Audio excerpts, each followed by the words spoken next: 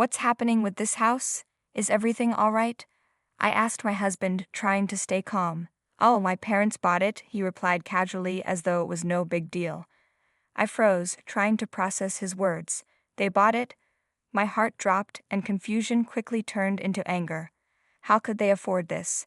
These were the same in-laws who constantly asked us for money, complaining they were barely getting by. They always claimed they had nothing. I demanded, my voice rising with frustration. He scoffed, not even glancing at me, and said without a care, "They bought it with your money. My name's Teresa, and I've been married to Maverick for 5 years. We met at a bar, though honestly I didn't want to be there. A colleague from work practically dragged me along. I wasn't interested and sat at the far end, nursing my drink. The bar was cheap, so I thought I might as well drink a lot to make it worthwhile. That's when Maverick came over and struck up a conversation. I didn't want to come either. It's my first time here, he said with a smile, sitting at the other end, silently drinking like me. We immediately clicked, bonding over shared interests like movies, manga, and games. That night sparked a regular pattern of us hanging out, which led to a relationship. 2 years in, Maverick proposed in his apartment, and we married shortly after. 6 months into our marriage, we were blessed with a child, and I chose to quit my job to become a stay-at-home mom. Initially, I had planned to return to work after a short maternity leave since I loved my job, but Maverick said, "I want you to stay at home," so I embraced being a full-time homemaker. I didn't mind the housework, and during my pregnancy I enjoyed relaxing while feeling our baby grow. After our child was born, I cherished watching them grow day by day. Since the birth of our child, we started visiting Maverick's parents more often. Maverick has a sister who married before us, though they didn't have kids yet. She and her husband lived near Maverick's parents and had a great relationship with them. Whenever we visited his parents, we also stopped by her house. She really liked me, and I adored her too. In fact, I looked forward to visiting her more than Maverick's parents. Honestly, visiting his parents wasn't something I enjoyed. They often made snide comments about me. Every time we showed up, Maverick's mother would greet me with, "Oh, Teresa, you're here too." It would have been fine if only Maverick and Zion came. While they were loving towards our son Zion, they were openly dismissive of me. My mother-in-law would often say things like, "You don't have to come, Teresa. We're just happy to see Maverick and Zion." My father-in-law even once said, "Honestly, seeing you makes me sick." Maverick, though, either didn't hear these remarks or chose to ignore them. He always seemed to focus solely on Zion, even though he rarely took care of him at home. After enduring this for years, one day I got a call from Maverick while he was at work. "Teresa, something serious has happened," he said, sounding frantic. "What's wrong?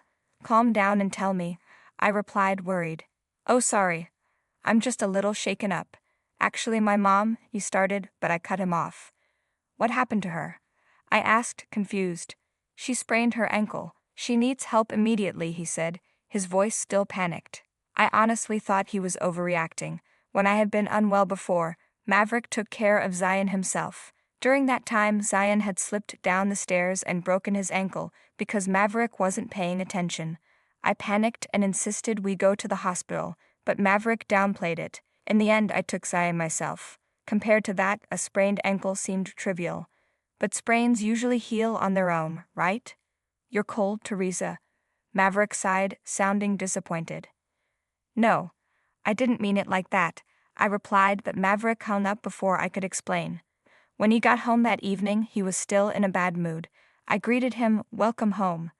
Want me to warm up your dinner, or do you want to take a bath first?" He ignored me, went straight to the bath, and ate his meal in silence. After dinner, I decided to apologize. "Hey, Maverick, I'm sorry about the phone call earlier. I understand you're worried about your mom," I said gently, hoping to ease the tension. Despite the silence between us, Maverick looked at me and responded, "As long as you understand, it's fine. There's something I need to tell you too." "Something you need to tell me?" I asked. "Yeah, so my mom sprained her ankle and can't do any housework for a while. She's asking if she can stay with us," he said. "Stay with us?" I asked, surprised. "Yeah, indefinitely," he replied. I gasped loudly and quickly covered my mouth, trying not to wake Zion. "Why would she live with us permanently?" I whispered. "Why not? We're going to live together eventually. Don't you care about Mom? Maverick asked, sounding shocked by my question. Eventually, you're telling me this now, I said in disbelief. Don't you care about Mom, Teresa? Maverick shot back, his tone sharp. I knew that if I pushed back too hard, things would escalate again, but the idea of living with his parents permanently was overwhelming. As I expressed my concerns, Maverick's face darkened. He said, if you don't like it, I'll take Zion and go to my parents' house. No, that's not necessary, I replied. It'd be really inconvenient. Being with my son is what matters most. Reluctantly, I agreed to let his mom stay with us. The moment I did, Maverick's mood lightened, and he smiled, like a weight had been lifted. Looking back, I wish I'd thought more carefully. Maybe I rushed the decision because I felt cornered between living with my son or apart from him. Once I agreed, Maverick wasted no time. From now on, we'll live with Grandpa and Grandma, he said cheerfully as he packed up with Zion. Zion seemed excited, and it didn't surprise him. My in-laws were doting grandparents, and he was too young to understand their dislike of me. I tried to reassure myself, thinking, if my son is happy, that's all that matters. If I can just endure, everything will be fine. But I would soon learn how wrong I was. On moving day, we arrived at my in-laws' house. Maverick and Zion were greeted warmly. I, however, was met with indifference. Oh, Teresa's coming too, huh? My mother-in-law said, her voice dripping with annoyance. Maverick and Zion could have come alone. She made it clear from the start that she wasn't happy about my presence. I decided to stay quiet and avoid conflict, but things didn't go as planned. Whenever my mother-in-law would say, I can't do the housework, I have plans with a friend, I'd step in to help. But no matter how much I did, it was never enough. Why are you hanging the laundry like that? Do it again, she'd say, undoing my work. My father-in-law wasn't much better. What's with this coffee? He'd complain. I can't drink this, he muttered, clearly displeased. Even when Maverick witnessed the way his parents treated me, he seemed indifferent, as if it were nothing out of the ordinary. The only one who ever stood up for me was Zion. Don't be mean to my mom, he would say, his little voice full of defiance. But my in-laws would only smile and dismiss him. Zion, you don't understand. Grandma and Grandpa are upset because your mom isn't doing things right. They made me out to be the villain in all of this. After months of putting up with this treatment, I finally reached my breaking point and confronted Maverick. I can't take this anymore. You see what's happening, right? If you can't back me up, then I think we need to end this living arrangement, I said, tears streaming down my face. Maverick just laughed it off. You're overreacting. Mom and Dad are just trying to teach you how to be a better wife, he said. Teach me? What does that even mean? I'm doing everything I can, and all I get is sarcasm and cruelty, I retorted. You're being stubborn. Maverick snapped. Maybe the issue is with you. You need to calm down. With that, he went to bed, leaving me alone with my frustration. That night, I realized something. Maybe I can't continue like this. Maybe I can't continue with him at all. A month passed, still with no support from Maverick, and I began to seriously consider leaving him. Then, one evening, Maverick came home with unexpected news. Teresa, we're moving to a new apartment, he said, a big grin on his face. We're moving. I asked, shocked. Yeah, he replied enthusiastically. At first, I thought maybe this was his way of finally moving away from his parents because of me. But then doubt crept in, and I asked, does that mean your parents aren't coming with us? Of course they are, Maverick said, still smiling. I already talked to them about it. His calm demeanor made me believe this decision was for the best, and I started packing, hopeful for a fresh start away from his parents. The day before the move, I noticed my mother-in-law packing her things. Confused, I asked, why are you packing? What do you mean? She replied with a dismissive tone. We're all moving tomorrow, remember? I immediately called Maverick. What's going on? Why didn't you tell me your parents are coming too? Why does it matter? He asked nonchalantly. Is it a problem? I was devastated. The fresh start I had been hoping for was slipping away. With no other choice, I continued preparing for the move. On moving day, Maverick was practically bouncing with excitement. We're almost there, he said as we pulled up to the new apartment. It was much nicer than I had imagined. He looked at me with a grin and said, surprise, did I catch you off guard? I couldn't help but worry about the cost. This place must be expensive, right? I asked cautiously. Don't worry about it, Maverick said, cutting me off. He led me to my room, and to my surprise, everyone had their own room. They all seemed so happy and excited, while I couldn't help but worry about how we could afford such a place. I called Maverick into my room to ask him, "Hey, what's the deal with this place? How are we affording it?" I asked. "Oh, my parents bought it," he replied casually. Wait, they bought it? I was shocked. These were the same parents who always begged us for money, claiming they had nothing. Where did they get the money? They always say they're broke. Are you lying to me? Maverick just shrugged and said, "They bought it with your money." My money? I was stunned. The money he was talking about was the savings I had been carefully putting aside for Zion's future. I told you that money was for Zion.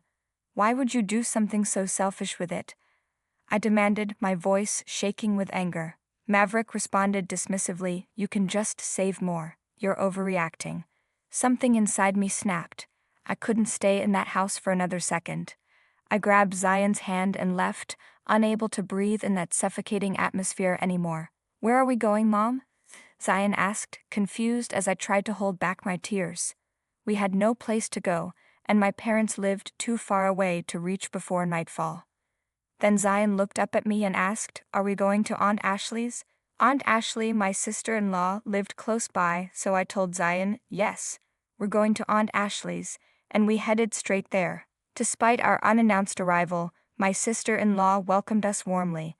After I explained everything, she said, "You can stay here until you figure things out. I'm sorry you're going through this." I was incredibly grateful. The next day, my sister-in-law seemed exhausted when she returned home late in the afternoon. "What happened?" I asked. She sighed and said, "I went to see my family. They're unbelievable.